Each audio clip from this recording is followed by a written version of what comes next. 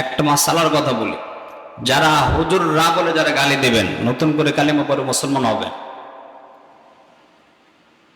আলেম সমাজ না থাকলে আমার আপনার ছেলে সন্তান হারামজাদা তৈরি হতো। কথা কয় না? এটা বাস্তবতা। অথচ এই জামাতকে আমরা সম্মান দিতে জানি না, মর্যাদা দিতে জানি না। হুজুররাই ঠিক নাই, কেন নামাজ পড়ো, কার পিছনে নামাজ পড়ো? এই টাইপের মুসল্লি আমাদের সমাজে আছে না নাই? সব দোষ হুজুরের কান্দে ফেলায় দেয়, নিজে আল্লাহওয়ালা হাসান বসরি হেঁটে যেতেছে নামাজ কালাম বাদ দিয়া। সভাপতি সাহেব আপনার যে বেতন দিচ্ছেন 6 মাসে বেতন বাকি, বেতন দেন না কেন? তাই বলতেছে বেতন দিমু করে। মসজিদে একজন খাদেম রাখছে, মুয়াজ্জিন রাখছে, এই মুয়াজ্জিনটা বেদক, দেখলে সালাম দেয় না।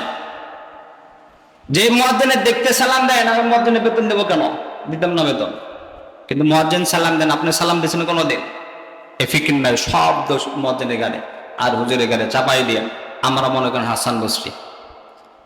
তো বলছিলাম নামাজ পড়তেছিলেন উনি, আমাদের নামাজের প্রতি সমাজের বর্তমান অবস্থা কেন?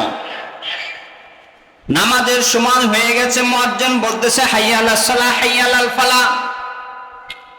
আল্লাহ রাব্বুল আলামিন এই জায়গাতে বলতেছেন ইয়া আইয়ুহাল্লাযীনা আমানুসবিরু ওয়া সাবিরু। সবর শব্দের অর্থ তিনটা।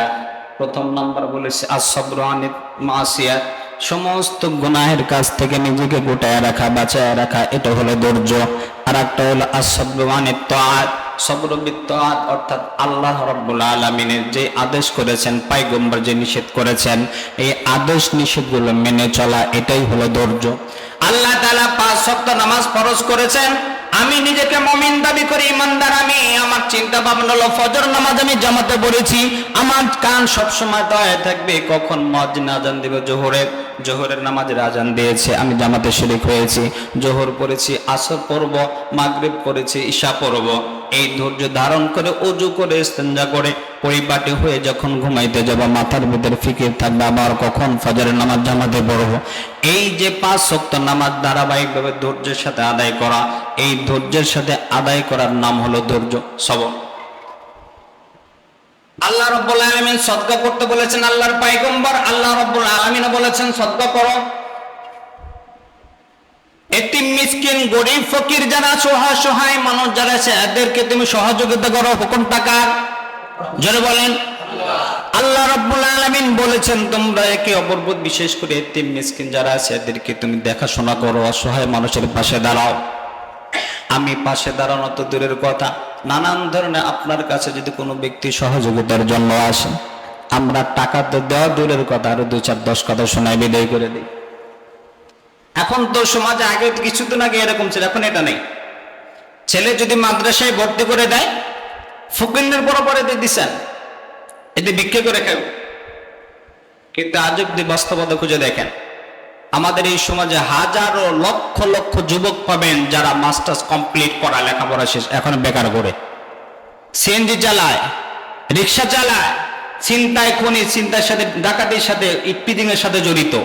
আজ অব্দি কোন আলেমকে দেখেছেন? সাধারণ একজন হাফেজে কোরআন এই লোকটাকে দেখেছেন বেকারে ঘুরতেছে? দেখছেন কোথাও বেকার আছে? নাই। অথচ যা যিনি অন্যের কাছ থেকে চিন্তা করে নিয়ে আসতেছে, একে আপনি সম্মান দিচ্ছেন, যিনি সম্মানের সাথে আপনার জীবনটাকে পরিবর্তন করার জন্য সবচেয়ে বড় ভূমিকা রাখছে, তার প্রতি আপনার ভক্তি নেই। আল্লাহ তাআলা আমাদের সকলকে বুঝ দান করেন, সঠিক বুঝটা দান করেন। তো ধৈর্যটা হলো একটা গুনাহ থেকে আর একটা ইবাদত, যেই কাজগুলো আমরা করব, একটা সিজদা করব, ধৈর্যের সাথে করব। আল্লাহ রাব্বুল আলামিন আইয়ুকুম আহসানু আমালা, তোমাদের ভিতরে কার আমলটা সুন্দর? আমল সুন্দর ওই আমলটা হয় যে আমলটা ধৈর্যের সাথে করা হয়। আপনার আমল যখন আপনি নামাজ পড়তে ভালো লাগতেছে, আপনি নামাজ পড়েন না, এখন নফল পড়তে ভালো লাগতেছে না, পড়েন না, যখন ভালো লাগে তখন পড়েন, 2-4 রাকাত বেশি পড়েন। বিরক্ত হয়ে কোনো আমল করতে নাই, ওই আমলে কোনো ফায়দা হবে না। একটা সিজদা দেন, সিজদার মতো একটা সিজদা, দানের মতো একটা টাকা দান করেন, ওই একটা টাকার উসিলায় আল্লাহ তাআলা আপনাকে মাফ করে দেবেন। কারণ যদি আল্লাহর কাছে বেশি প্রয়োজন হতো, তাহলে আল্লাহ তাআলা আহসানু আমালা না বলে আকসারু আমালা শব্দটা ব্যবহার করতেন। তো আমরা যে ইবাদতগুলো ধৈর্যের সাথে ইবাদতগুলো করবো ইনশাআল্লাহ, আল্লাহ তাআলা আমাদের তৌফিক দেন। মসজিদে যখন আসছি, আমি যখন আসবো, এসে ধৈর্যের সাথে বসে থাকি, এত দৌতলা হওয়ার কিছু নেই। আমাদের যত ব্যস্ততা আসে সব মসজিদ আসার পরে, সব মসজিদ আসার পরে তাড়াহুড়ার ভিতরে আছি, যত তাড়াহুড়া যায়